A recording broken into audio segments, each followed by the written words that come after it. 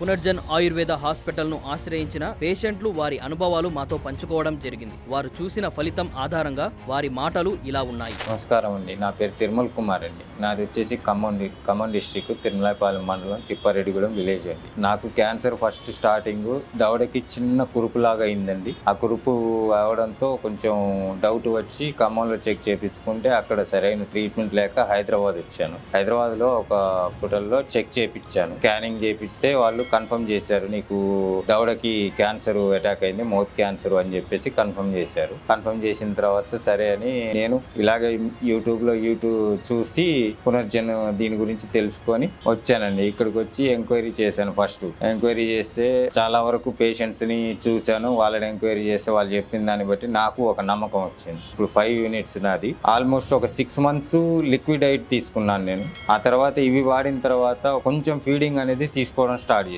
దాంతో నాకు ఇమ్యూనిటీ కూడా కొంచెం పెరిగి నాకు ఆ నమ్మకం వచ్చింది. నెక్స్ట్ టైం వచ్చినప్పుడు ఒకసారి పెట్ స్కాన్ చేస్తామన్నారు డాక్టర్ గారు. ఆ స్కానింగ్ అయిపోతే దాన్ని బట్టి నాకు తగ్గిందా పెరిగిందా అనేది కన్ఫర్మేషన్ తెలుస్తుంది. క్యాన్సర్ రావడానికి కారణం అంటే అండి, నేను గుట్కాలు నమిలేవాడిని. ఆ గుట్కాల వల్ల వచ్చిందండి నాకు.